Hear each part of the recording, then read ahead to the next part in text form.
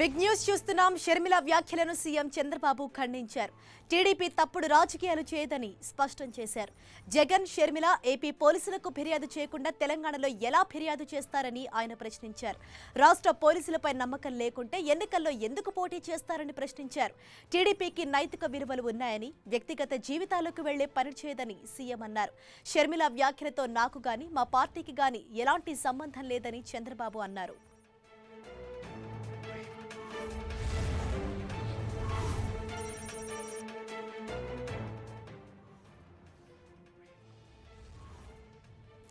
షర్మిల వ్యాఖ్యలను సీఎం చంద్రబాబు ఖండించారు.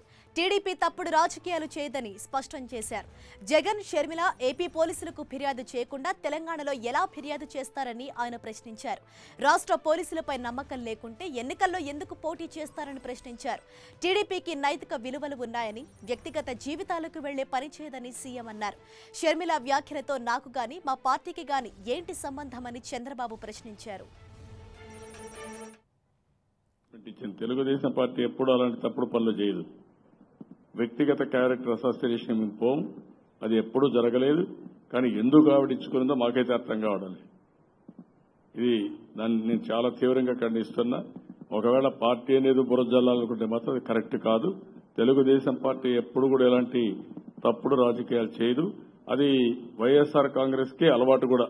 వాళ్లే మాట్లాడుకుందాం. నేను ఎప్పుడు మాట్లాడను. ఒకరి వ్యక్తిగత క్యారెక్టర్ గురించి నేను పోను. ప్రజలే ఆలోచిస్తారు, వాళ్ళే నిర్ణయం చేసుకుంటారు.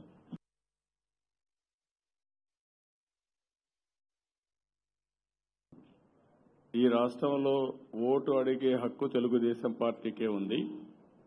తెలంగాణలో మనకంటే సర్ప్లస్ బడ్జెట్ మీరు గుర్తుపెట్టుకోవాలి. 54% వాళ్ళకి ఆదాయం, 42% పాపులేషన్కి. మంది 46% ఆదాయం, 58% జనాభాకి. తెలంగాణలో చేయలేని డెవలప్మెంట్స్ మనం చేశాం. తెలంగాణలో జరిగిన సంక్షేమ కార్యక్రమాలు మనం ఇచ్చాం. కాబట్టి ఇక్కడ అదే పందాలో మీరు ఆలోచిస్తే దానికంటే బ్రహ్మాండమైన మెజార్టీ ఇస్తే గెలిపించాలి, బ్రహ్మాండమైన వ్యక్తి రావాలి. నాకు ఆ నమ్మకం ఉంది.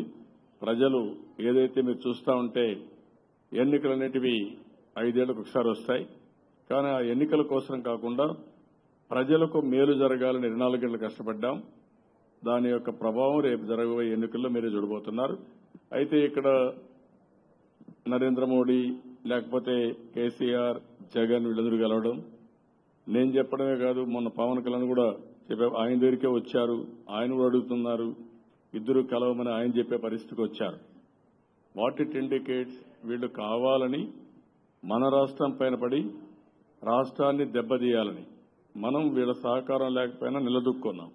ఇప్పుడు నిలదొక్కున్నాం కాబట్టి ఈ రాష్ట్రాన్ని దెబ్బతీయాలని ఆలోచన పెట్టుకున్నారు. అది వీళ్ళకి సాధ్యం కాదు. ఆ విషయం గుర్తుపెట్టుకోవాలి. మన రాష్ట్రంలో ఉండే ప్రజానీకం కూడా అప్రమత్తంగా ఉండాలి. వీళ్ళు ముగ్గురు మోడీలు ఒకటే. ఈ ముగ్గురు మోడీలు ఆడే నాటకం. ఈరోజు కూడా మీరు చూశారు, షర్మిల ఏదో ఒక స్టేట్మెంట్ ఇచ్చింది. తెలుగుదేశం పార్టీ ఎప్పుడు అలాంటి తప్పుడు పనులు చేయదు. ఈ రాష్ట్ర సిటిజన్ గా ఉన్నప్పుడు మీకు బాధ్యత లేదా? ఒకవేళ ఇండియాలో ఉండేవాళ్ళు ఈ ఇండియా పైన మాకు నమ్మకం లేదు, వేరే దేశం పోయి వేరే దేశంలో ఎన్క్వైరీ చేయమంటారా? మీరు నేను అడుగుతున్నా, చేస్తారా?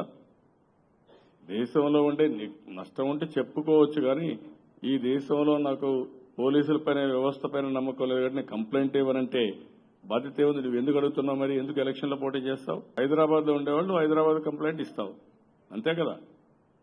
చెన్నైలో ఉన్నారు, తెలుగు వాళ్ళు ఉన్నారు. చెన్నైలో ఉంటే ఎవరికి ఇస్తారు? చెన్నై పోలీసులకు ఇస్తారు. కరెక్ట్ కాదు. బాధ్యత కలిగిన ప్రతి ఒక్క వ్యక్తి ఫస్ట్ ఆఫ్ ఆల్ రెస్పాన్సిబుల్ గా ఉండాలి.